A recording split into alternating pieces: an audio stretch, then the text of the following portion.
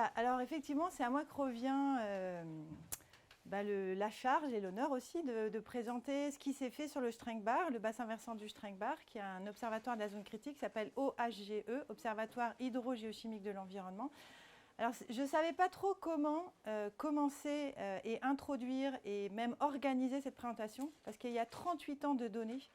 Donc, c'est beaucoup, beaucoup de données et je ne savais pas si j'essayais de faire quelque chose d'exhaustif ou pas, et si j'essayais de lui donner une couleur. Et en même temps, je me suis dit, ce qui était important pour vous, c'est que vous voyiez quand même au maximum les choses qui se sont faites. Donc, ce que j'ai essayé de faire, c'est de replacer la dynamique des recherches scientifiques sur le Strengbar dans un contexte plus global, et aussi d'essayer de vous montrer deux choses importantes. C'est que quand on travaille sur ce type d'environnement, il faut absolument avoir et inciter et développer des approches, des travaux, des collaborations pluridisciplinaires. Voilà, donc c'est un petit peu les messages.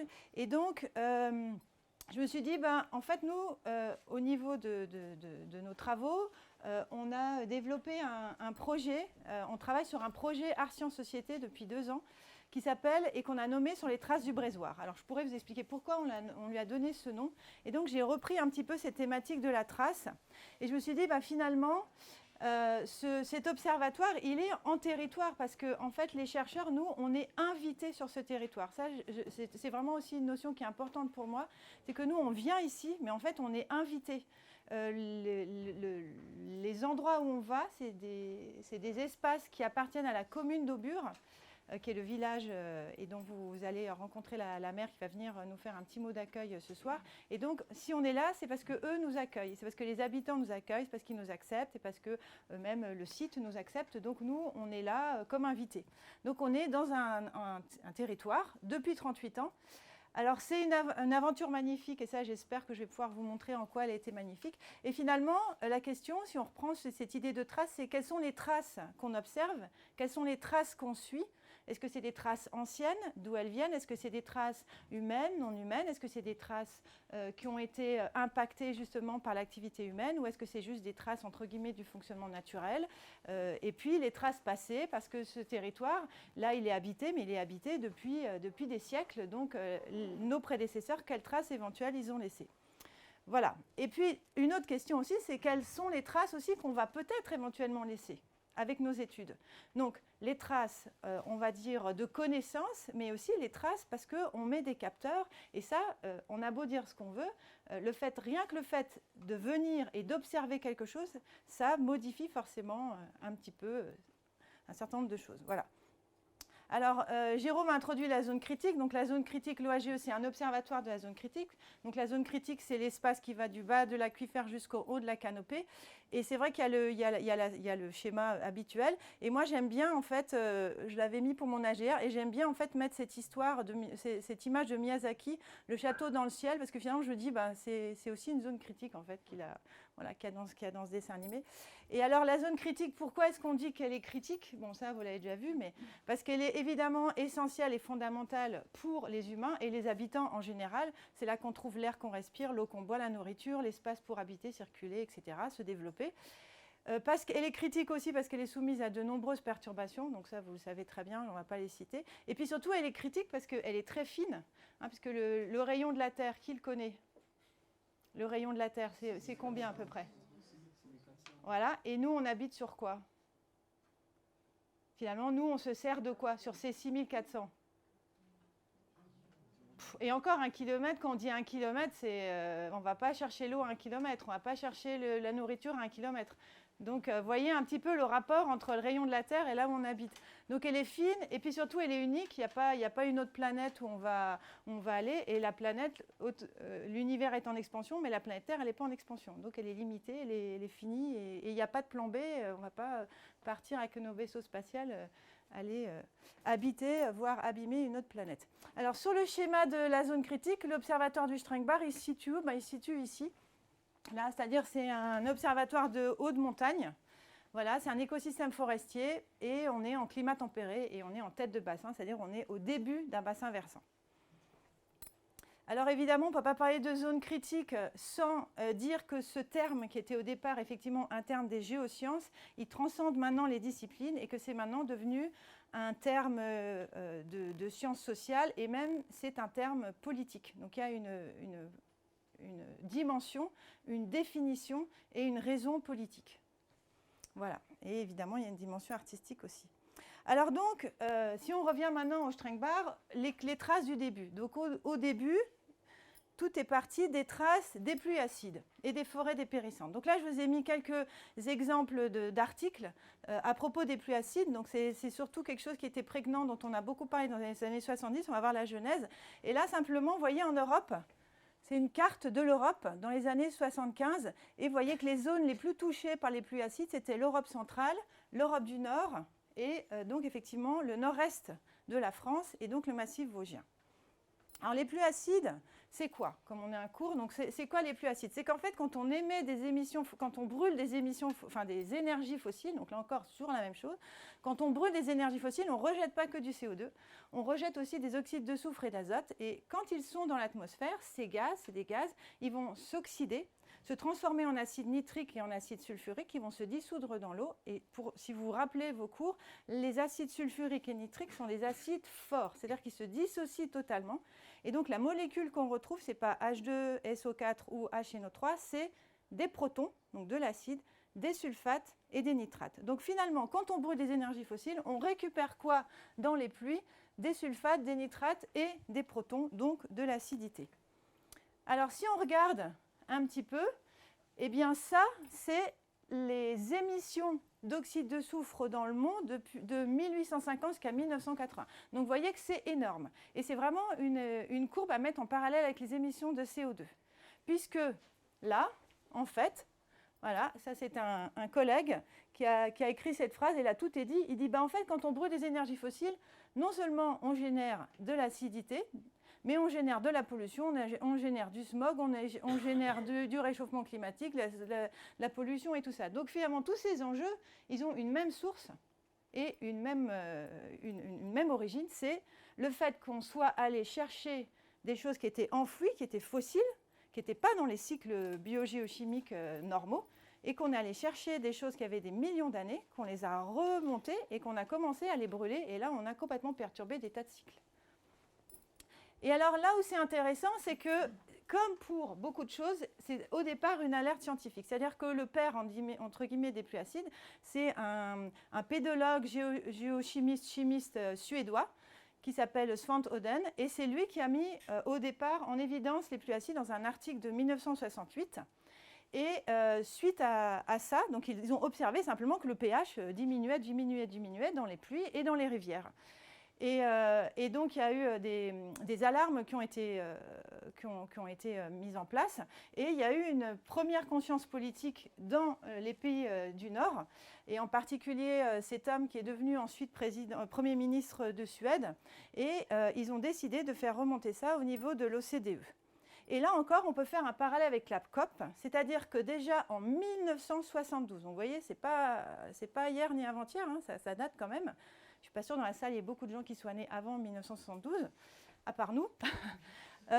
Il y avait donc une conférence des Nations Unies qui avait pour objectif justement la préservation de l'environnement. Donc là, il y avait déjà cette conscience de l'environnement et dans lesquelles le problème des pluies acides a été mis en lumière parce que les pays du Nord, la Suède, la Norvège, la Finlande, ils subissaient les effets des pluies acides, mais ce n'étaient pas eux les émetteurs. Les émetteurs, c'était surtout la Grande-Bretagne, qui depuis la révolution industrielle, vous le savez, émettait beaucoup de polluants. Et donc, des pays se retrouvaient avec des oxydes de soufre, des pluies acides, alors qu'eux-mêmes n'émettaient rien. Et donc, vous voyez que là, on bascule dans des observations scientifiques, mais aussi dans des enjeux politiques et dans des aspects même juridiques. C'est-à-dire comment on fait quand des pays subissent des conséquences sur leur environnement alors qu'ils ne sont pas eux-mêmes générateurs et à l'origine de ces pollutions. Voilà. Et en même temps, la même année, a été publié ce fameux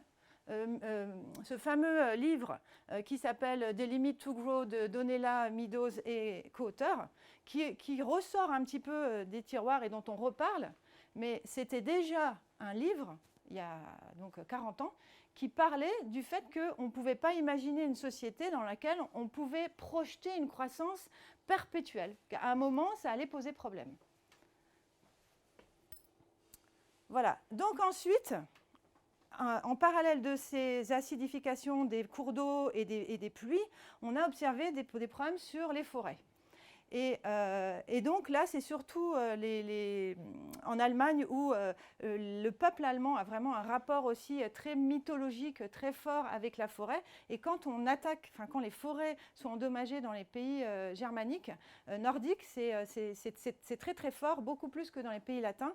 Et donc là, il y a eu vraiment aussi une prise de conscience par rapport à ça. Et donc au niveau de l'Europe, suite à toutes ces prises de conscience, il y a eu, donc vous avez ici un diagramme qui est très intéressant. À droite, vous avez en bleu les alarmes scientifiques et en jaune les actes politiques ou juridiques qui ont été mis en place. Et alors, je ne veux pas détailler, voilà, il y a eu beaucoup de protocoles, d'accords qui ont été promulgués en Europe et ensuite aux États-Unis, parce que quand on fait l'histoire, parfois on a tendance à toujours parler des Clean Air Act américains, mais en fait les premiers vraiment protocoles de régulation des émissions, c'était en Europe. Et donc suite à ces protocoles, il y a eu donc une diminution des émissions vraiment réelle, donc une régulation et ensuite tout un tas de lois, par exemple enlever le soufre dans les essences, etc.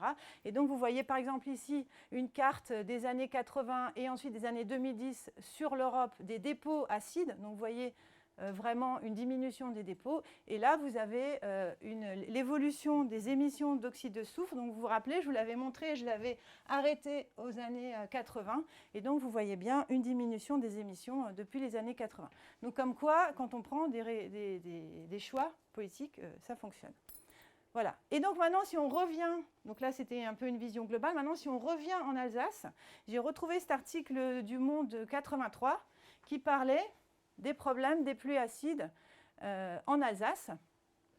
Et donc, ce problème des pluies acides, il avait pour conséquence d'endommager les forêts du massif vosgien. Donc, c'était vraiment ce massif-là, de tous les massifs français. Par exemple, dans le Jura, il n'y a pas ce problème. Est-ce que vous avez une idée de pourquoi? Enfin non, vous ne pouvez pas savoir, donc je vais vous le dire. Parce que je n'ai pas tout repris depuis le début. En fait, pourquoi il y a un lien entre le dépérissement forestier et les pluies acides? Ce n'est pas du tout l'acidité des pluies qui endommage le feuillage. C'est simplement parce que les sols vont être lessivés par l'acidité, par les protons des pluies. Et les sols vont lessiver, vont perdre un certain nombre d'éléments, dont un certain nombre de nutriments comme le calcium et le magnésium. Alors ça ne va pas poser un problème si on est sur des sols, sur un environnement calcaire, comme dans le Jura par exemple, puisqu'il y en a beaucoup. Maintenant, si vous êtes dans le massif vosgien, qui est un massif qui a pour géologie du grès ou du granit, ou du gneiss, c'est-à-dire des roches cristallines plutôt plus pauvres en calcium et en magnésium. Donc les sols qui se développent sur ces substrats sont du coup pauvres en calcium et en magnésium. Et si là-dessus vous mettez des pluies acides, vous allez lessiver et risquer de basculer vers un seuil de déficit ou de carence nutritive. Et quand il y a des carences nutritives en calcium et en magnésium, une des conséquences, c'est par exemple le jaunissement des feuilles, puisque le magnésium est un élément qui est impliqué dans la photosynthèse et dans la formation des chloroplastes. Et donc, quand il y a un déficit en magnésium, il y a un jaunissement des aiguilles, en particulier des épicéas, des résineux. Et puis, les aiguilles tombent et puis les arbres vont dépérir. Voilà, donc c'est pour ça que dans le massif vosgien et dans les pays nordiques, il y avait ce problème de lien entre les pluies acides et le dépérissement forestier. Et donc, il y a eu des programmes qui ont été mis en place, et notamment des programmes français et européens. Donc, de l'argent a été proposé par les collectivités pour essayer de comprendre ce phénomène. Et il y a un programme qui s'appelait le programme DEFORPA pour dépérissement forestier lié à la pollution acide. Et donc, dans ce cadre de ce projet, un site a été recherché dans le massif vosgien pour essayer d'étudier justement. Alors à l'époque, on ne parlait pas d'observatoire ni de zone critique, mais l'idée c'était d'avoir un site qu'on allait équiper pour étudier cette question des pluies acides. Et c'est un géographe strasbourgeois qui s'appelait Bruno Ambroise qui a été chargé de suivre et de trouver un site. Et en fait, le site qui a été choisi, donc il y a eu à peu près 1 an de prospection dans le massif vosgien, et le site qui a été choisi, c'est le site que vous allez visiter, donc que vous allez voir toute cette semaine, qui est le bassin versant du Strangbar. Alors pourquoi ce site-là ? Parce qu'il y avait une homogénéité géologique, donc principalement du granit, et le granit s'appelle d'ailleurs le granit du Brésoir, du nom du massif, donc c'est un granit très acide, parce qu'il y a un exutoire bien marqué, parce que comme vous le savez, pour pouvoir définir correctement un bassin versant, c'est-à-dire une zone géographique dans laquelle on va pouvoir faire des bilans entre les entrées et les sorties, est-ce que la notion de bassin versant, ça va pour tout le monde? Ou vous avez envie qu'on revienne dessus? Parce que c'est une notion importante. Non, ça va? Voilà. Donc ouais, bien sûr.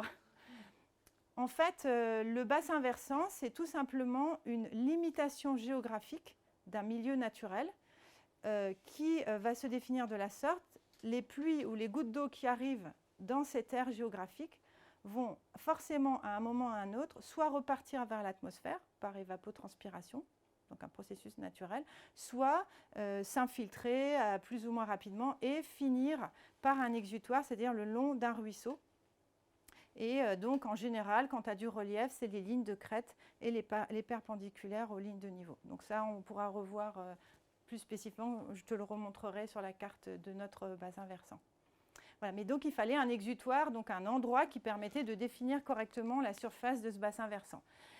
Il fallait des forêts qui étaient endommagées, une absence de pollution locale directe, de perturbation aussi, une échelle suffisante, c'est-à-dire grande mais pas trop grande pour pouvoir tout suivre, une accessibilité, le soutien de la commune, et ça c'est très important. Et à l'époque, le maire de la commune d'Aubure, c'était un élu, c'était un agriculteur en biodynamique qui était très impliqué, qui était un écologiste, voilà, et qui était très impliqué dans ces questions-là. Et donc il était très favorable au projet. Et ça, donc je redis, c'est vraiment un élément très important, puisque les scientifiques sont invités et sont autorisés à aller sur un territoire. Voilà. Donc si on regarde la carte des Vosges, ici vous avez Strasbourg, ici vous avez Colmar par ici, voilà, et nous on est ici. Et là vous voyez, vous avez le massif, et donc là vous avez la forêt noire, et entre les deux, la plaine rhénane. Alors voilà à quoi il ressemble ce bassin versant. Donc l'exutoire, le petit ruisseau, il est là, donc il commence et puis ensuite il continue, il se jette dans la Fèche, dans l'Isle qui se jette dans le Rhin. Donc ce ruisseau s'appelle le Strangbar, l'exutoire est ici. Et donc à partir de là, la limite, c'est tout le haut là, c'est les crêtes, et puis ici, c'est les perpendiculaires aux lignes de niveau. Ça veut dire que toutes les gouttes d'eau qui arrivent ici, ici ou ici, à l'intérieur, soit elles repartent dans l'atmosphère, soit elles finissent à un moment ou à un autre de leur vie ici. Alors certaines qui vont tomber dans le ruisseau quand il pleut en peut-être 20 minutes, et certaines en plusieurs dizaines d'années, puisqu'elles peuvent aller en profondeur, s'infiltrer dans les fractures, etc. Donc le bassin, il fait 80 hectares, on est en moyenne montagne, et donc il y a 35 ans de suivi. Alors c'est un service national d'observation du CNRS, donc on est une sentinelle du milieu naturel, on est un support à la recherche, c'est-à-dire qu'on invite des collaborateurs et des projets pour tester, valider des traceurs et des outils. On est un outil de formation et on a aussi une politique d'archivage, ça on verra plus tard. Voilà. Donc au départ, c'était les pluies acides. Et maintenant, on travaille sur deux grandes questions, deux gros enjeux sociétaux qui sont la question 1 de la ressource en eau, puisque le changement climatique entraîne des modifications du cycle de l'eau et en particulier du régime des pluies, on va le voir.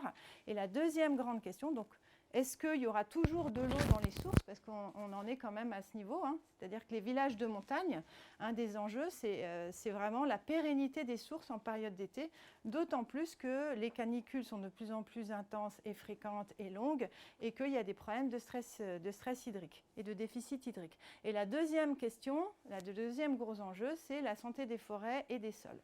Voilà, comment avoir des forêts durables sur des sols durables et fertiles.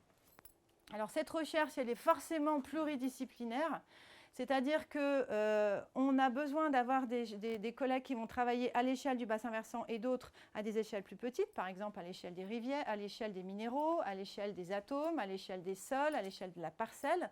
Et puis il faut travailler aussi d'avoir des outils qui permettent d'explorer plusieurs échelles temporelles, parce qu'il y a des processus qui sont très très rapides, l'échange cationique ou l'activité des bactéries qui peuvent être simplement jour-nuit ou même parfois de l'ordre de la minute. Et puis il y a des processus d'érosion qui sont liés aux grands cycles glaciaires, qui sont là des processus sur plusieurs millénaires. Voilà, il faut travailler sur les processus biotiques, abiotiques, etc., travailler sur la surface, le profond, et donc pour ça, on a besoin de travailler en collaboration avec énormément de disciplines, en ajoutant évidemment le fait qu'on est en territoire avec des habitants, des enjeux, des activités économiques, de loisirs, voilà, de chasse, de foresterie dont il faut tenir compte. Et puis le deuxième élément qui est fondamental, c'est que ce travail, il a certes plusieurs disciplines, mais c'est aussi plusieurs métiers. Donc ça aussi, c'est important pour moi de le rappeler qu'il y a des chercheurs, il y a des ingénieurs, il y a des techniciens qui travaillent, il y a aussi du personnel administratif qui travaille et qui permettent de faire tous ces projets. C'est du travail de terrain, ça aussi c'est important parce que la différence entre ce que nous on fait dans la zone critique et nos collègues qui travaillent en laboratoire, c'est que nous on a un rapport avec le territoire. On a un rapport avec notre objet d'étude.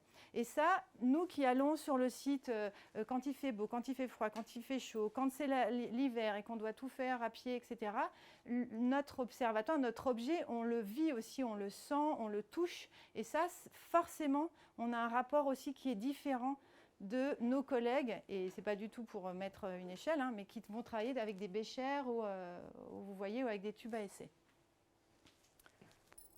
Voilà. Et puis, bien sûr, on travaille sur la diffusion des savoirs. Donc, ça, je ne vais pas trop en parler, mais on est assez actif là-dessus. Et puis, Jérôme l'a mentionné. On a eu la chance aussi d'avoir Bruno Latour qui est venu ici. C'était une très belle rencontre et qui nous a permis aussi de vivre des choses très, très intéressantes et pertinentes sur comment dessiner aussi ce qu'on observe et nos données d'une autre manière, les représenter d'une autre manière, comment essayer d'imaginer un espace muséographique de notre objet d'étude. Donc tout ça, ça a été passionnant. Et puis depuis quelques années, on a aussi un gros projet en territoire qui s'appelle Sur les traces du Brésoir, dont je vous ai parlé, qui a 4 volets. Donc très rapidement, il y a de l'éducation populaire justement avec les PEP ici et avec les jeunes d'une MJC d'une ville à côté. On a un volet artistique avec une résidence d'artistes qui s'est finie justement le week-end dernier et probablement on va enchaîner sur une autre résidence. Un volet de sciences participatives et un volet d'ateliers d'autodescription. Voilà, là je ne peux pas trop en parler, mais là on a repris aussi l'aventure avec Bruno Latour et on suit ces ateliers d'autodescription avec la méthodologie Bruno Latour et on espère que ça continuera. Voilà, donc maintenant, je sais que le temps passe, on va me dire où on en est parce que ça passe vite, mais je vais essayer de vous présenter ce qu'on fait et nos observations, et puis prendre quelques exemples de suivi scientifique. Peut-être qu'on n'aura pas le temps de tout voir, mais voilà. Alors maintenant, concrètement, ce bassin versant, donc où il est et en quoi il consiste, donc il est dans le massif vosgien, à peu près à 60 km de Strasbourg, donc je vous l'ai dit, 80 hectares. Les altitudes, c'est moyenne montagne, donc l'Exutoire est à 880 mètres d'altitude, le point le plus haut, c'est à 1150 mètres d'altitude. C'est un bassin versant couvert de forêts, alors de moins en moins, parce que malheureusement, les forêts, vous allez en voir, elles sont vraiment en très mauvais état à cause de plein d'effets, canicules, sécheresse, tempêtes, parasites, etc. Il y a plusieurs effets qui endommagent et qui rendent la forêt de plus en plus vulnérable, avec des parcelles entières malheureusement qui tombent. Mais bon, donc c'est les deux espèces d'arbres, c'est à peu près les 3/4 d'épicéas. Donc c'est vraiment les plantations qui vivent et qui survivent le moins bien, et des hêtres. Donc on est sur des forêts plantées.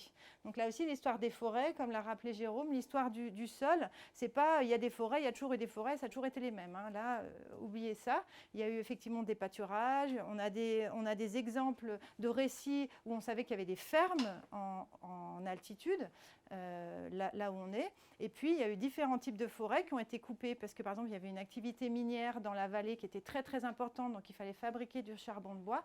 Donc là aussi, toujours toujours avoir conscience qu'on s'inscrit aussi dans une histoire. C'est-à-dire qu'on arrive sur un site, il est comme il est maintenant, Mais avant, dans le passé, ils pouvaient être tout à fait différents. Et ces différentes occupations ont aussi nourri le sol et modifié le sol.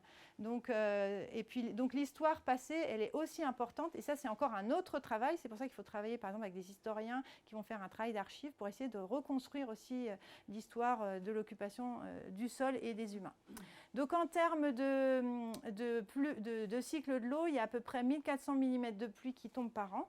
Et il y en a 800 qui y sortent, donc le reste est évapotranspiré.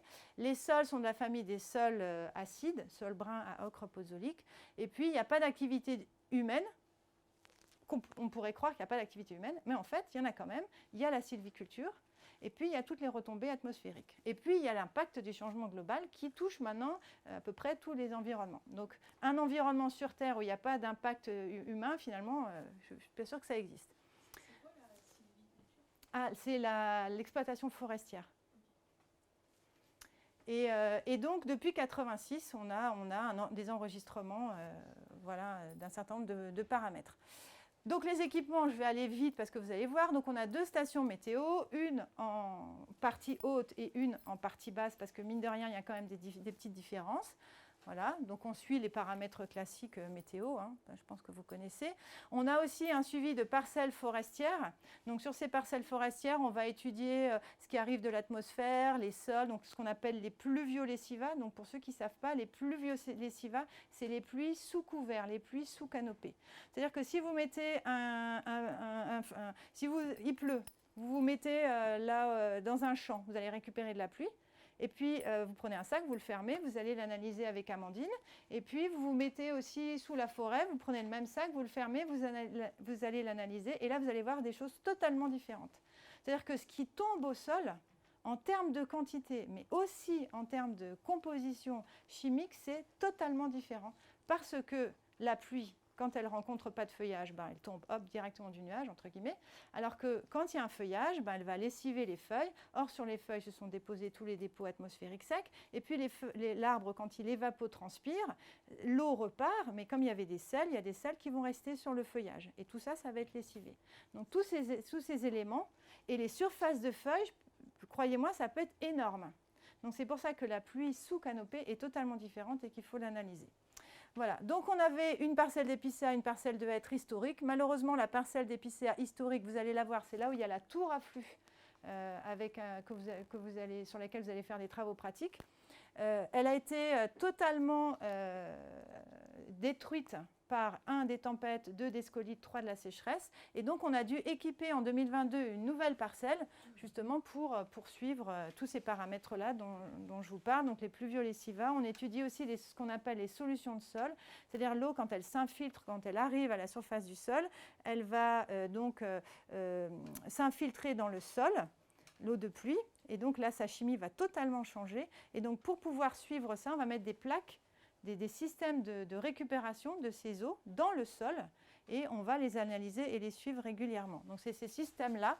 Donc, on peut mettre soit des plaques, soit maintenant, on a changé de système et on met ce qu'on appelle des flûteaux. Bon, voilà. Et ça nous permet de récupérer les solutions de sol et de les étudier et de les analyser. Évidemment, on étudie les sols. Donc, étudier les sols, c'est-à-dire les paramètres pédologiques habituels, la CEC, le pH du sol, la granulométrie du sol, la structure du sol. Et puis, on va regarder la minéralogie, l'isotopie, la géochimie. Enfin, voilà, il y a plein de paramètres qu'on peut regarder dans un sol. Évidemment, les communautés bactériennes. On peut s'intéresser aussi à quel type de matière organique, puisqu'on parle beaucoup du cycle du carbone. Vous savez que sur le continent, là où on stocke le plus le carbone, ce n'est pas dans les feuillages ou dans la biomasse aérienne, c'est dans les sols. Ça, ce n'est pas forcément intuitif, mais c'est les sols qui sont les plus gros stocks et puits de carbone. Et donc, avec le réchauffement climatique et la fonte du permafrost, vous imaginez bien que ça modifie totalement le cycle du carbone. Et donc, si vous avez des systèmes qui sont en mauvais état, le service qu'on imagine de stockage de carbone et des forêts et des sols peut être totalement modifié et impacté. Puisque vous stockez du carbone si l'écosystème est en bonne santé. Si l'écosystème est en mauvaise santé, il va moins stocker. Et puis, on suit évidemment les eaux de surface. Donc là, par exemple, vous avez 4 sources captées. Donc ça, c'est des sources qui servent d'alimentation en eau potable le village et qui sont des sources qu'on suit, nous, sur le bassin depuis 38 ans. Et puis, il y a tout un nombre d'équipements. Là, vous avez le River Lab qui permet de faire un suivi haute fréquence du ruisseau, etc. Donc pas mal d'équipements. Et puis, parallèlement à ça, on va archiver aussi nos échantillons. Donc là, je vous ai présenté là où on archive l'eau, là où on archive les carottes, parce que pour pouvoir connaître aussi ce qui se passe en profondeur, là, une des manières d'explorer la zone plus profonde, c'est de faire des forages. Donc on a fait des forages, certains carottés, d'autres non carottés, c'est-à-dire carottés, c'est-à-dire qu'on remonte le matériel, et ce matériel, il est stocké là. Voilà, donc tout ça, on verra. Là, je vais un peu vite parce que, donc maintenant, la question, c'est, on n'a pas beaucoup parlé des pluies acides, donc sur le Strengbar, qu'est-ce qu'on a vu? Alors, le Strengbar, il commence son aventure en 86, c'est-à-dire qu'on est déjà là, sur la décrue. Alors, en sachant qu'on n'a pas encore, et de loin, retrouvé les concentrations pré-industrielles, quand même. Donc, pour faire ça, qu'est-ce qu'on fait? Eh bien, justement, on va regarder ce qui arrive de l'atmosphère, c'est-à-dire les pluies, est-ce qu'elles sont acides, est-ce qu'elles sont très acides, et comment cette acidité elle a évolué. Donc, comme je vous le disais, pour pouvoir, puisqu'on est dans un système forestier, on va étudier les pluies qu'on appelle hors couvert, donc dans une clairière, on va les échantillonner, les analyser, mais on va aussi analyser les pluies sous les épicéas, puisque les épicéas représentent 80% des arbres, et puis on va aussi étudier les pluies sous les hêtres, puisque les hêtres représentent 20% des arbres. Donc on va suivre tout ça, et alors voilà ce qu'on observe. Donc là, vous avez une évolution du pH de ces 3 composants. En bleu, la pluie hors couvert, en rouge, les pluies violessiva sous hêtres, et en vert, les pluies violessiva sous épicéas. Donc ce que vous voyez déjà, c'est intéressant. Donc vous voyez une cyclicité, et puis vous voyez quand même une tendance significative à l'augmentation du pH, donc à la diminution de l'acidité. Donc ça, c'est ce qui vient de l'atmosphère. Donc vous voyez sous les 3, à la fois dans les pluies, les hêtres et les épicéas, on a une diminution de l'acidité. Et si on regarde les moyennes annuelles, là aussi on voit bien que les moyennes annuelles montrent clairement une augmentation du pH. Donc une diminution de l'acidité. Donc on a bien une diminution de l'acidité depuis 86 qui correspond bien à la diminution des émissions des oxydes de soufre ou d'azote qui sont générateurs, qui sont à l'origine de cette pollution. Et donc, nous, on a calculé que si la tendance continue, on pourrait atteindre un pH pré-industriel en 2030-2035. Donc ça, c'est un papier qu'on a publié en 2018. Ça reste moins vrai parce qu'en fait, malheureusement, pour différentes raisons, l'évolution stagne un petit peu. Et l'autre élément qui est intéressant, c'est que, comme je vous disais, vous voyez qu'on a échantillonné dans 3 environnements et les 3 évolue, mais ce n'est pas la même chose. Vous voyez par exemple qu'en bleu, la pluie, elle a un certain pH moyen, 4,78 sur la moyenne de la période, mais vous voyez que sous les hêtres, on est au-dessus de ce pH, et sous les épicéas, on est en dessous. Ça veut dire que les épicéas, eux, ils acidifient encore plus que la pluie, mais les hêtres, à l'inverse, ils ont la capacité de neutraliser cette acidité. Et ça, c'est hyper important, puisque cette acidité, c'est elle qui va lessiver les sols et qui va faire diminuer, si vous voulez, la quantité de nutriments dans les sols. Donc, ça veut dire que suivant le type d'arbre que vous plantez, vous pouvez soit intensifier, augmenter l'acidification, soit la réduire. Donc ça, c'est quand même hyper important. Alors, le deuxième élément, comme je vous le disais, c'est de regarder les sulfates, puisque les oxydes de soufre, les émissions d'oxyde de soufre au niveau mondial a diminué, donc on devrait avoir une diminution des sulfates. Alors effectivement, là vous voyez les sulfates, toujours pareil, en vert sous épicéa, en rouge sous hêtres et en bleu dans la pluie, et vous voyez que ça diminue. Et si on regarde là cette fois-ci les flux, parce que voilà, pour montrer un peu autre chose, on voit que ça diminue aussi. Et on s'est amusé à faire un calcul en tenant compte des différentes répartitions sur les 80 hectares du bassin. En 86, il y avait 2 tonnes d'équivalent soufre, c'est-à-dire l'élément soufre qui tombait sur le bassin, sur les 80 hectares. Maintenant, il y a moins de 200 kg. Ça veut dire qu'on a eu une diminution d'un facteur 10 liées aux lois qui ont été promulguées de ces dépôts soufrés. Et donc évidemment, ça c'est important. Et puis ça montre aussi que s'il y a eu ces décisions qui ont été prises, c'était grâce à des alertes de scientifiques et à des observations scientifiques. Donc vous voyez que c'est quand même c'est très important d'observer. Et ces décisions se sont traduites par des réglementations, de la législation, et qui s'est traduit par des observations qui ont pu effectivement confirmer ça. Donc vous voyez, la boucle est bouclée, on observe, on alerte, il y a des décisions et on observe les résultats. Donc ça, c'est ce qui arrive. Alors maintenant, on pourrait dire, bah, ok, on a vu que ça diminuait quand ça arrive. Maintenant, qu'est-ce qui se passe dans ce qui sort? Alors, ce qui sort, on le suit. Alors, il y a Solène qui a fait un truc très intéressant.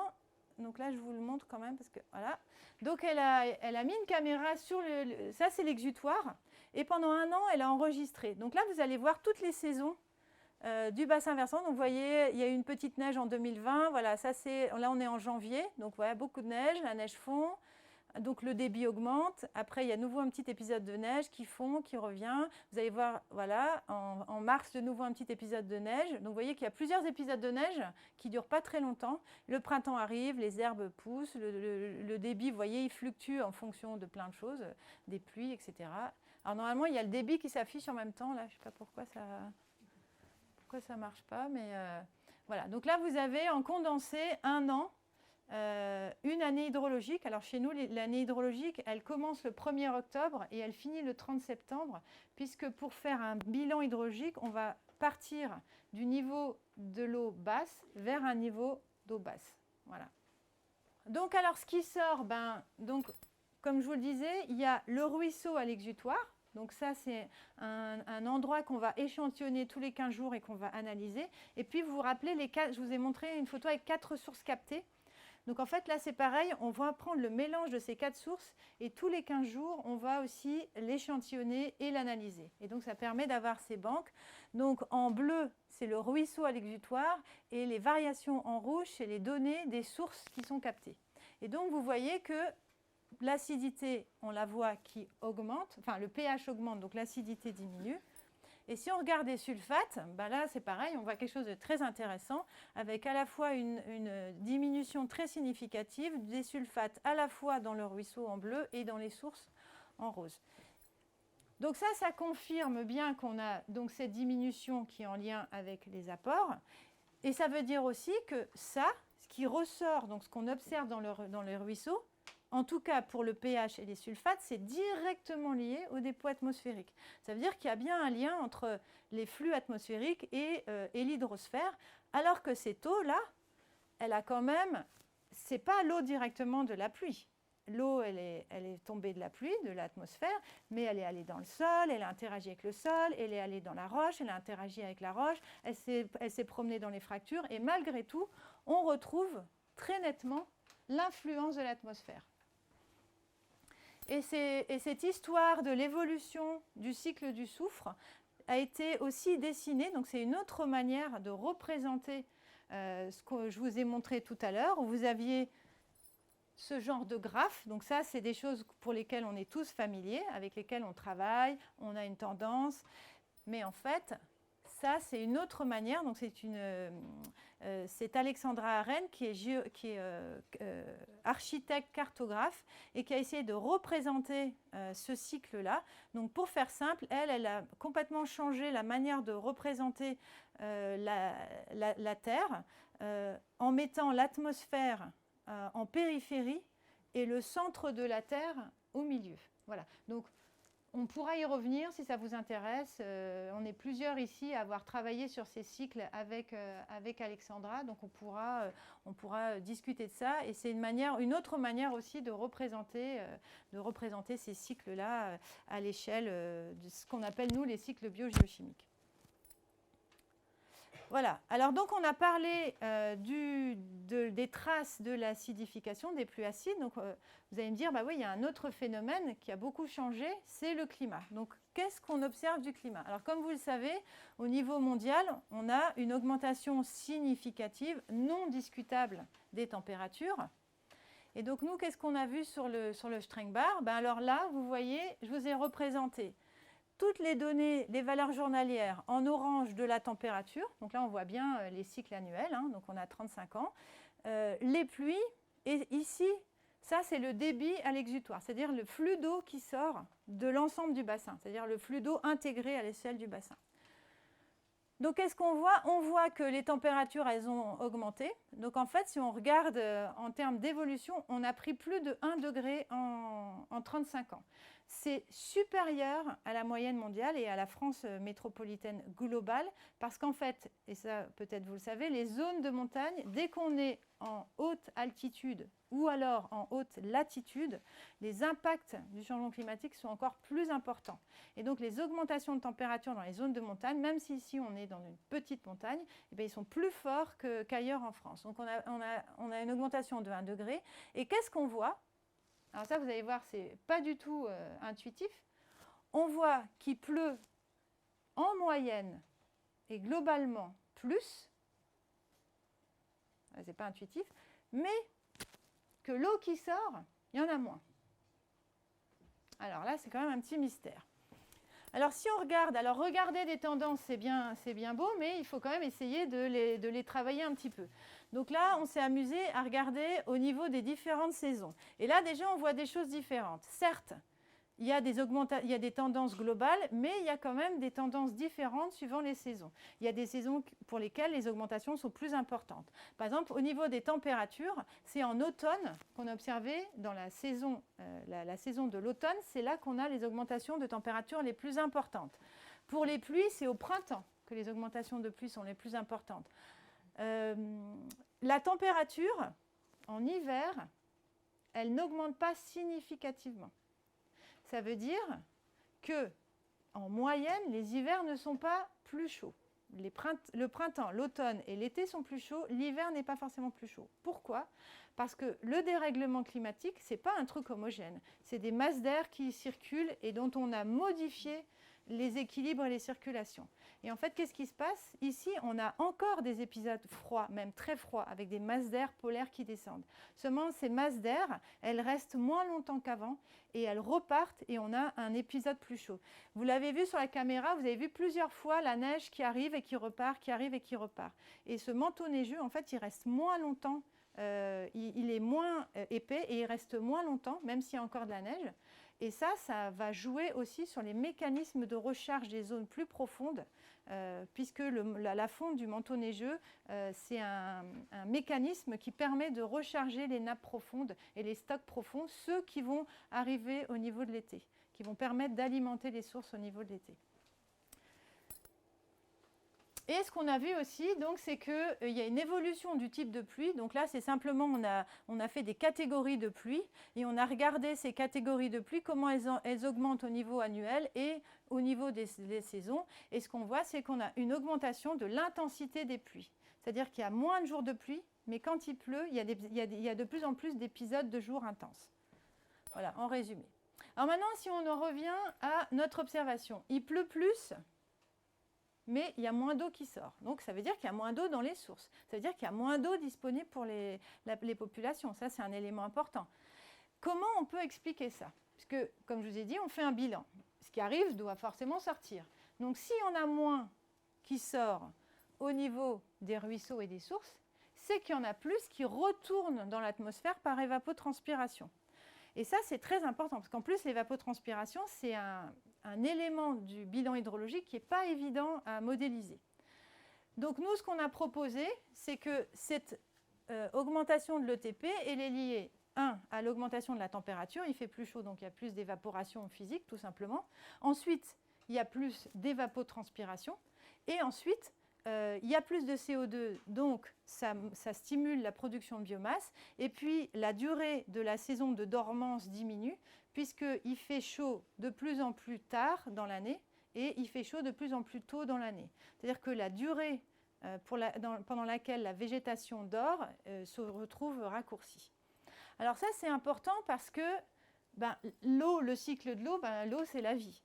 Et en avril 2022, vous savez, je ne sais pas si vous connaissez ce schéma, ce sont les 9 limites planétaires, et dans les limites planétaires, il y a l'eau. Et en avril 2022, donc il y a un tout petit peu plus d'un an, il y a des publications scientifiques qui sont sorties et qui ont dit ça y est, on a dépassé la limite de l'eau. Enfin, on a dépassé cette limite planétaire dans le cycle de l'eau. Voilà. Donc bon, voilà, je ne veux pas passer trop de temps, mais simplement parce qu'en fait, quand on change le climat, on change aussi l'eau. L'eau à la surface de la Terre, elle ne disparaît pas, elle ne va pas dans l'espace. Mais en fait, on modifie sa répartition à la surface de la Terre. C'est-à-dire qu'il y a des zones où il y aura plus d'eau et des zones où il y aura moins d'eau. Et les zones où il y aura plus d'eau, il y en avait déjà beaucoup et ça va générer encore plus d'inondations et des problèmes. Et les zones où il y a moins d'eau, c'est des zones où il y avait déjà des problèmes. Et voilà. Donc on intensifie un peu les problèmes.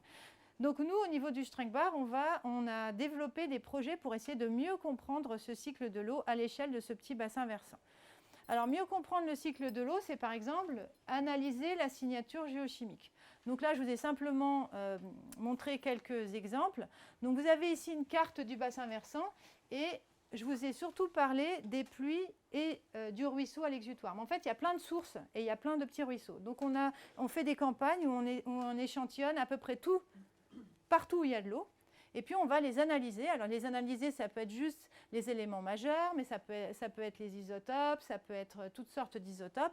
Et on va essayer de comprendre un peu ce qui se passe. Donc là, par exemple, vous voyez, sur ce schéma, on voit qu'il y a des répartitions entre les zones. Et je vous ai dit, c'est monolithologique, mais néanmoins, même si c'est monolithologique, on voit que les sources en rouge qui sont localisées sur le versant nord, elles ont des signatures un peu différentes des sources qui sont au nord. Et puis, si on regarde les rapports isotopiques, on voit aussi des différences. Et ça, on l'a expliqué en disant, ça, c'est le rôle de ce qu'on appelle les phases secondaires. Donc, Jérôme a parlé de l'altération. Quand vous altérez une roche, vous partez, par exemple, d'un granit avec des minéraux primaires. Alors, les minéraux primaires d'un granit, c'est le quartz, les feldspath, les plagioclases, la biotite, enfin voilà. Et ces minéraux, ils vont s'altérer et ils vont former des minéraux secondaires qui peuvent être, par exemple, ce qu'on retrouve dans les sols, les argiles, les oxydes de fer. Voilà. Et donc, finalement, si cette histoire elle dure très, très, très longtemps, ces phases secondaires qui se sont formées suite à l'altération des phases primaires, elles vont elles aussi jouer un rôle. Et en fait, ce qu'on a montré, nous, c'est que finalement, les phases secondaires et les argiles, elles vont donner une empreinte très forte à la signature de l'eau. Donc, c'est la réactivité de ces phases qui va fournir en grande partie la signature géochimique des eaux. Et puis, on a montré aussi, alors là, c'est d'autres choses, en regardant par exemple les isotopes du strontium, mais aussi les déséquilibres de l'uranium, on voit qu'il y a des variations avec le débit.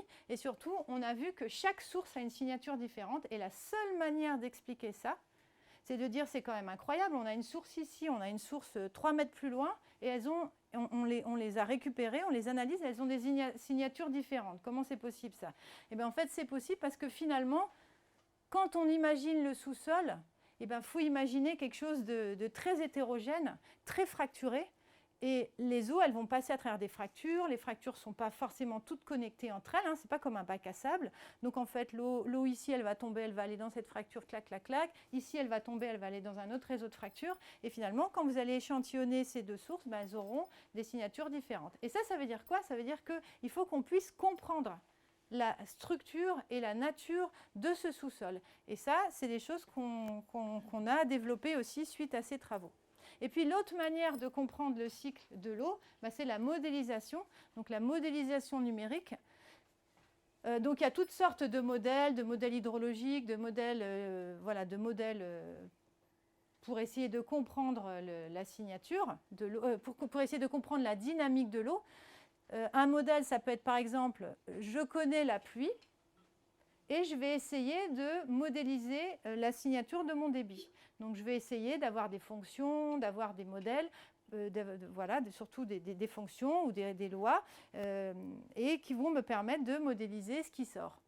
Et ça, c'est intéressant parce qu'une fois qu'on a un modèle qui permet de modéliser le fonctionnement passé et actuel, je vais pouvoir aussi l'utiliser pour les projections futures. Si j'ai un modèle qui fonctionne bien, qui me permet, à partir des entrées climatiques, de faire mes sorties, je peux prendre les sorties du GIEC, les différents scénarios, et voir quelles vont être les conséquences sur le cycle de l'eau. Donc voilà par exemple un exemple d'un modèle qui est utilisé beaucoup à ITES, qui s'appelle NIM, et qui modélise plutôt pas mal le débit.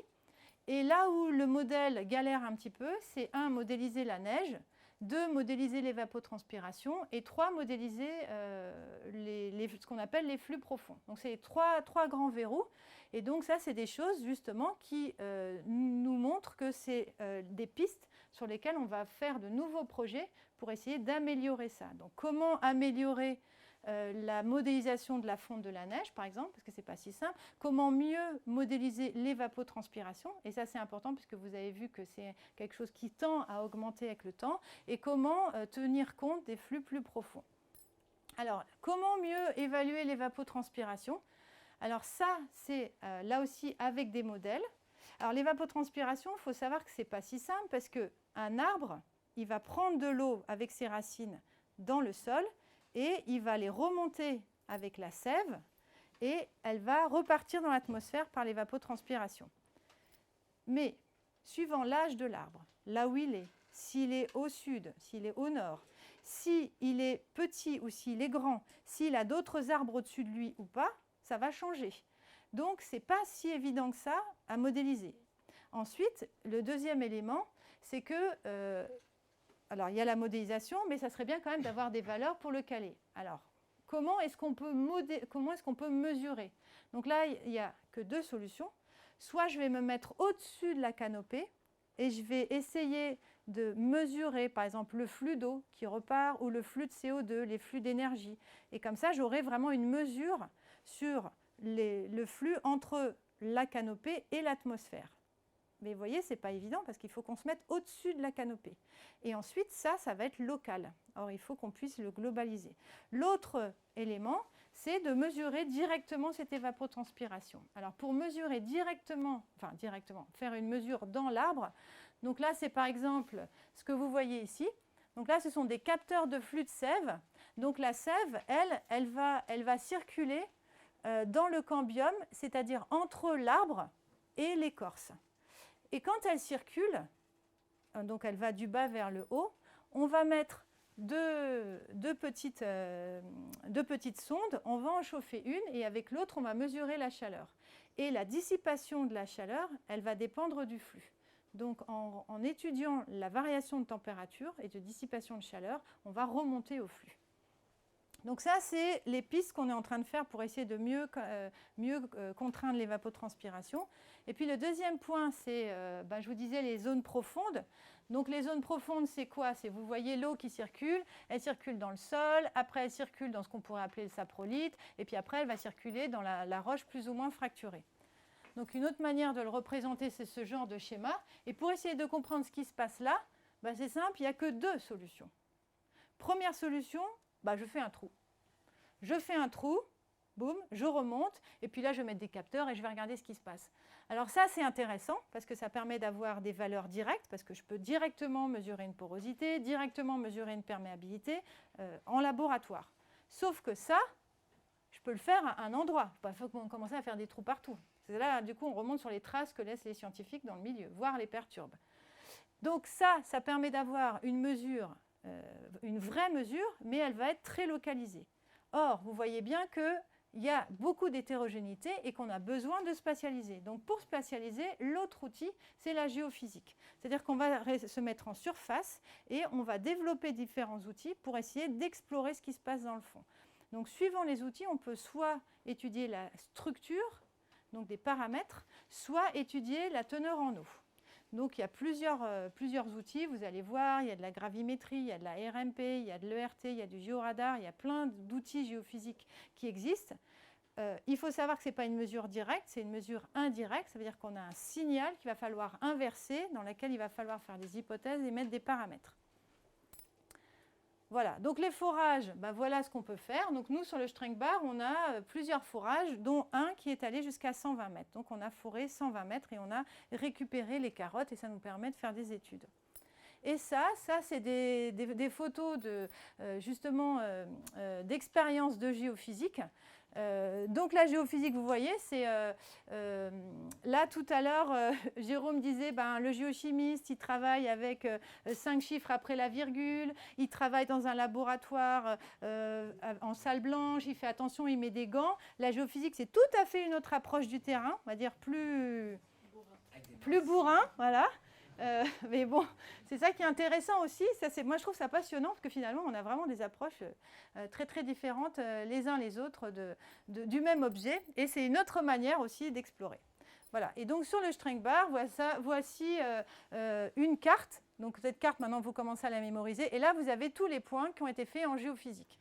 Donc, il y a des points de RMP, il y a des points de gravimétrie, il y a des profils de RT, il y a des profils de sismique réfraction, etc.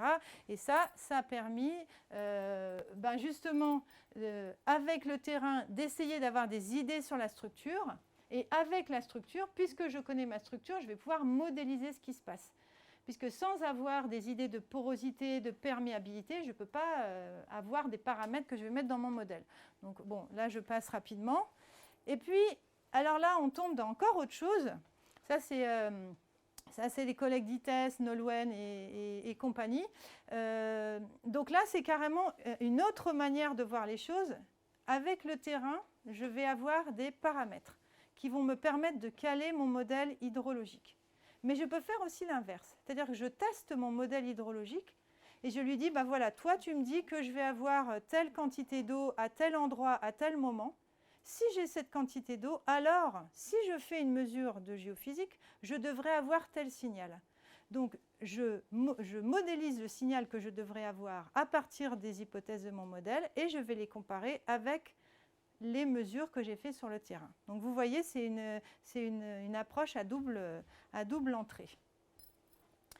Et enfin, je ne sais pas, le temps passe, mais on travaille beaucoup sur la forêt. Donc ça, c'est un deuxième volet d'études qui me semble important de vous montrer. Donc comment on étudie la forêt? Alors la forêt, c'est 31% de la surface terrestre et c'est aussi 31% du territoire français. Et cette forêt, malheureusement, elle est soumise à plein de dangers. Elle devient de plus en plus vulnérable pour des raisons diverses, mais surtout pour des raisons humaines, puisque si on prend le cas des forêts primaires, une forêt primaire, elle ne va jamais collapser naturellement.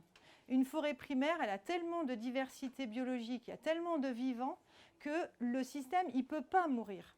C'est-à-dire que s'il y a un problème à un endroit, tous les autres vivants vont mettre en place des processus pour pouvoir conserver le milieu. Alors que quand on est dans des forêts qui sont des forêts exploitées, des forêts plantées, là, on a coupé plein de choses. On a coupé la biodiversité, on a réduit le vivant. Et donc, c'est des systèmes qui sont plus capables de faire face, par exemple, à des attaques de parasites parce qu'il n'y a pas assez de diversité pour plein de raisons. Voilà. Et donc, et surtout, le deuxième problème, c'est que ces forêts elles sont de plus en plus exploitées. Voilà, par exemple, on parle toujours du granulé. On dit, ah bah c'est super, on a trouvé la solution. Il n'y a plus de problème avec les énergies fossiles parce qu'on n'a qu'à utiliser le bois. Alors le bois, ce n'est pas du tout une ressource indéfinie. Déjà, c'est pas du tout, il ne suffit pas de couper et de replanter. Hein. Ça, c'est pas possible. Et regardez le granulé. En 2000, voilà les besoins en granulé. Et là, il y a une telle demande. Au départ, le granulé, c'était très intéressant. C'était les résidus de bois, on va les compacter, les granulés, et puis on va brûler avec. Maintenant, il y a une telle demande en granulé qu'on prend du beau bois pour fabriquer des granulés. Donc, vous voyez, les solutions, c'est très compliqué parce qu'on croit avoir des solutions, puis après, on se rend compte que ça génère d'autres problèmes. Voilà, donc voilà, j'ai listé plein de défis et d'enjeux liés à la forêt, changement climatique, les parasites, les tempêtes, la baisse de fertilité, l'acidification, etc. Et voici des coupures de journaux. Donc là, j'ai mis des coupures de journaux récentes sur les Vosges. Donc vous voyez qu'il y a énormément d'articles qui sortent sur les dangers et sur les risques de la forêt. Et justement, nous, on a eu la malchance d'avoir sur une des parcelles qu'on suit une attaque de scolytes. Donc ça, c'était en 2013. Alors en 2013, qu'est-ce qui s'est passé? Les arbres ont été attaqués et ils sont tous morts. Et c'était là où on a des équipements. Alors, dans les équipements, il y a des pluvieux lessivats et il y a les solutions de sol. Donc, vous vous rappelez, les solutions de sol, c'est des systèmes qui permettent de récupérer les eaux qui traversent dans le sol. Et là, on avait des plaques qui nous permettaient de récupérer les solutions de sol à 5 cm, 10 cm, 30 cm, 60 cm. Ces systèmes, ils existent depuis plusieurs décennies et on a continué de suivre ce qui se passait suite à cette attaque de scolytes. Et là, qu'est-ce qu'on a observé? Regardez, c'est dingue. Donc, si on s'arrête ici, donc vous voyez, par exemple, le pH remonte, normal, c'est la baisse de l'acidification. Les sulfates diminuent, normal, il y a moins de sulfates. Okay, et puis voilà, puis le reste, ça vit sa vie. Voilà.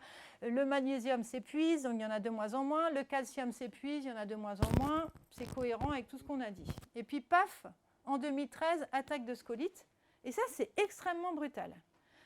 Les écorces tombent à terre, les arbres meurent, et tout de suite, regardez, tout de suite, il y a une réponse.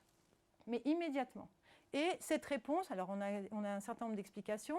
Donc vous voyez par exemple le pH qui chute parce que les nitrates augmentent. Donc là aussi, vous voyez ici, on n'est pas dans un milieu agricole. Et pourtant, le cycle des nitrates, c'est lui qui va réguler l'acidité et donc plein d'autres phénomènes. Et vous voyez que cette perturbation, elle a un maximum. Et puis, il y a un retour à l'équilibre. Alors depuis, on a continué de suivre, donc on a un peu d'autres... Ça se prolonge, et effectivement, ça se confirme. Alors c'est quand même étonnant parce que donc, cette perturbation, elle dure 5 ans. Mais je vous disais, un système, il trouve toujours moyen de contrer une perturbation. Évidemment, au bout de 5 ans, les arbres n'ont pas repoussé. Or, le système, il s'est autorégulé, c'est-à-dire qu'il a mis en place des processus pour empêcher cette perturbation. Donc ça, vous vous rappelez le principe de Le Chatelier. Ça vous dit quelque chose, hein? Vous le voyez en chimie, c'est comme ça que vous savez dans quel sens va évoluer l'équation chimique quand vous avez un équilibre. Ben là, c'est pareil. On a une acidification soudaine avec un pic de nitrate. Ben, ce qui se passe, c'est que probablement de nouvelles communautés bactériennes ou les communautés bactériennes en place changent leur fonction. Elles vont réduire... Enfin, du coup, elles vont, voilà, et elles vont augmenter leur fonction dénitrifiante. Ça va diminuer les nitrates et donc ça va faire remonter le pH. Et donc, on a une perturbation qui a duré à peu près 5 ans. Et ce qui est marrant, c'est que si on regarde dans la littérature, quand il y a des coupes rases dans les forêts, eh bien, le système, pareil, il y a un flush de nitrates, etc. Et ça dure à peu près 5 ans. Donc le système, il va réguler, ça ne veut pas dire que ça lui fait du bien, hein, attention, hein, mais il va réguler de manière à diminuer les impacts des différents processus. Et donc ça, c'est pas rien, parce qu'au niveau mondial, je vous disais, les bois, on les utilise, enfin on les considère comme des puits de carbone, mais les attaques de parasites au niveau mondial deviennent tellement importants, notamment à cause du changement climatique, c'est que ce lien sur le bilan global, le bilan mondial du carbone, commence à être étudié. Donc ce n'est pas rien, hein. Ça veut dire que ces attaques de parasites vont modifier le bilan du carbone et que c'est des choses que le GIEC doit prendre en compte dans ses modélisations et dans ses bilans. Voilà, et donc bah, nous, on a continué et on a équipé un nouveau système, enfin une nouvelle parcelle. Et je vais vous présenter encore un autre exemple. Là, c'est Solène qui a fait un travail. Solène, elle suivait les matières en suspension dans le ruisseau. Elle était bien contente, elle avait ses mesures, elle faisait ses mesures. Et là, qu'est-ce qui se passe? Boum, un propriétaire rachète une nouvelle parcelle et là, il coupe tout. Et non seulement il coupe tout, mais il y va avec des gros engins. Donc voilà un peu... Voilà. Donc quand on y va avec des gros engins, ça veut dire qu'on va tasser la terre, on va la broyer. Et donc, vous voyez que la terre, elle est à nu. Si la terre, elle est à nu, dès qu'il va pleuvoir, qu'est-ce qui va se passer? Tout va raviner. Et donc Solène, qui suivait les matières en suspension bien tranquillement, d'un coup, qu'est-ce qu'elle voit? Des énormes quantités de matière. Donc évidemment, elle a continué de suivre ça. Et ça lui a permis de regarder et d'évaluer l'impact de travaux forestiers. Donc vous voyez quand même l'état, vous voyez un petit peu l'état du ruisseau. Donc normalement c'est transparent, hein, c'est une eau limpide. Et pour vous dire, alors voilà, pour vous dire, suite à ces travaux forestiers, le ruisseau là, du Strengbach, il était rouge jusque dans la vallée. Donc même les habitants de Ribeauvillé, ils voyaient cette turbidité importante juste d'une parcelle qui avait été coupée bien plus haut. Voilà. Et donc qu'est-ce qu'elle a vu? Voilà, ben, elle a vu tout de suite, évidemment, en termes de transport de matière en suspension et de matière de sédiments. Alors, il y a une dynamique, bon, alors on va passer un peu plus vite, mais il y a une dynamique qui est un peu différente parce que les sédiments, il y a des petits pièges le long du ruisseau, donc il peut y avoir un délai. Mais donc, vous voyez que... qu'il y a un impact très très fort des travaux forestiers, à la fois sur les transports des matières en suspension et à la fois sur les transports des sédiments. Et donc ça, c'est important aussi parce que toute cette matière en suspension qui part, c'est quoi? C'est les sols de surface, riches en matière organique, riches en nutriments, qui justement aident à redonner des nutriments au sol et donc à la végétation. Donc quand on coupe des forêts, on ne fait pas que exporter de la biomasse, on peut aussi, suivant la manière dont on les coupe, on peut les couper de manière artisanale ou de manière intensive, on va plus ou moins impacter le milieu naturel. Et le dernier point que je voulais vous montrer, c'est aussi quelque chose qui me semble très important, c'est que quand on étudie la zone critique, on l'étudie sur le terrain, mais on peut aussi l'étudier en laboratoire, parce qu'il y a des processus particuliers qui sont trop complexes, qui sont impliqués dans tout un cycle et qui sont compliqués à observer sur le terrain. Et parfois, ce qu'on va faire, c'est qu'on va passer par un intermédiaire, c'est-à-dire qu'on va essayer de mimer des choses qui se passent sur le terrain, juste faire un focus et regarder un processus. Par exemple, si je veux regarder la réactivité des argiles, le problème, c'est que moi, si je fais que des mesures de terrain, j'aurai les argiles, mais j'aurai aussi les bactéries, j'aurai aussi la végétation, j'aurai trop de choses. Donc, on va essayer de simplifier le milieu en faisant des expérimentations. Donc là, par exemple, c'est une thèse, et là, on a fait des expériences en batch. Donc, on a bien pris des sols du milieu naturel, mais on a fait un certain nombre d'expériences. Alors, je crois que, je ne sais pas quelle heure il est. Ah, mais ça va. Bon, bref, on a fait un certain nombre d'expériences, je ne peux pas trop vous détailler, mais en fait, le résultat de cette expérience, et c'était très important, c'était de dire que dans un sol, je vous ai dit, il y a des nutriments. Il y a du calcium, il y a du magnésium, il y a du potassium. Ils sont sur ce qu'on appelle le complexe argilo-humique, c'est-à-dire qu'ils vont s'échanger avec les protons. Et donc, nous, on s'est dit, en laboratoire, on va prendre les sols, on va mettre des protons, on va mettre des solutions acides, puis on va voir. Et en fait, on ne comprenait pas parce qu'on récupérait du potassium, on récupérait du magnésium, mais on ne récupérait pas de calcium. Et ça, ce n'était pas normal parce que ce calcium, on aurait dû le récupérer. Et en fait, ce qu'on s'est rendu compte, c'est que ce calcium, en fait, il était piégé. Alors, pour ceux qui ont fait un petit peu de pédologie, ce calcium, en fait, il est piégé parce qu'il sert de pont entre les argiles et la matière organique. Et il sert à structurer le milieu. Et le fait de servir à structurer le milieu fait qu'il est un petit peu protégé et il est moins accessible que les autres cations. Et ça, c'est important parce que quand on regarde ça, c'est très important parce que les forestiers ou les pédologues, quand ils regardent la fertilité d'un sol, ils vont prendre le sol, ils vont faire de l'échange cationique avec un agent qui est très puissant, mais qui n'est pas du tout les processus qui sont dans le milieu naturel. Et ils vont dire, voilà, dans mon sol, j'ai tant de calcium disponible, tant de magnésium disponible, tant de potassium disponible. Mais en faisant ce processus-là, ils vont aller plus loin que ce que la nature est capable de faire avec juste les protons. Donc en fait, ils vont surestimer la fertilité de leur sol. Voilà, donc ça c'était simplement, donc quand on fait des mesures de la fertilité des sols par les forestiers, les pédologues de manière classique, on surestime, si vous voulez, le réservoir biodisponible pour la végétation. Voilà, donc ça c'était un élément important. Donc voilà, on a aussi utilisé les isotopes du strontium pour caractériser un peu tout ça et la cinétique de tout ça, mais je ne vais pas y revenir. Et on s'est rendu compte qu'en faisant des expériences dans des réacteurs, on amplifiait, c'est un petit peu ce que disait Jérôme, avec le fait que les paramètres thermodynamiques, quand on les fait en laboratoire et sur le terrain, il y a un gap. Et nous, on s'est rendu compte aussi qu'il y avait un gap. Donc maintenant, la prochaine étape pour la prochaine thèse, c'est de travailler sur des colonnes. Donc, on avait nos petits réacteurs. Maintenant, on a construit des colonnes. Donc, on a reconstruit en fait les différents horizons du sol dans des colonnes.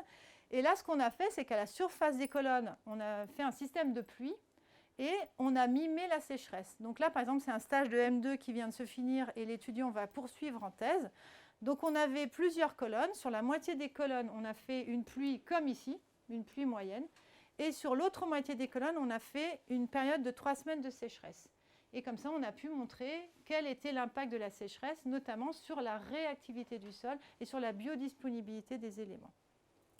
Voilà, donc maintenant j'arrête là. Donc simplement, vous voyez qu'en 35 ans, il y a eu beaucoup de recherches, beaucoup de traces qui ont été explorées.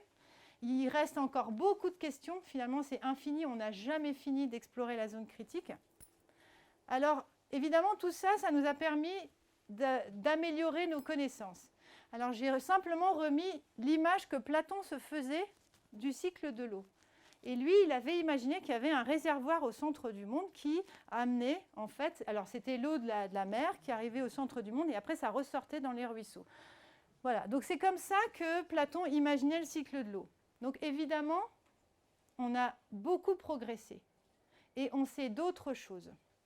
Et maintenant, la vraie question, c'est on a beaucoup de connaissances. Puis finalement, on se rend compte qu'il nous manque encore plein de connaissances. Et ces connaissances, qu'est-ce qu'on en fait ? À quoi elles servent? Toutes ces connaissances qu'on a acquises, toutes ces données, elles servent à quoi?